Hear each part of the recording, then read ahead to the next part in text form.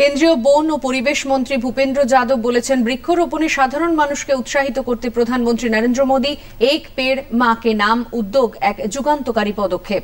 কলকাতায় আজ বিশ্ববঙ্গ কনভেনশন সেন্টারে জুলজিক্যাল সার্ভে অফ ইন্ডিয়া আয়োজিত অ্যানিম্যাল ট্যাক্সোনমি সামিটের উদ্বোধনের আগে প্রধানমন্ত্রী নরেন্দ্র মোদীর মন কি বাত অনুষ্ঠান সরাসরি দেখানোর ব্যবস্থা করা হয়। কেন্দ্রীয় মন্ত্রী অন্যদের সঙ্গে বসে তা দেখেন।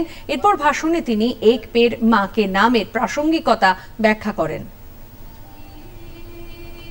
हमारे प्रधानमंत्री श्री नरेंद्र मोदी जी का नेचर के साथ जो विजन और मिशन है वो इस बात को दर्शाता है कि तीसरी बार मैंडेट मिलने के बाद जो सबसे पहला कार्यक्रम उन्होंने पूरे देश और दुनिया को दिया वो एक पेड़ माँ के नाम था।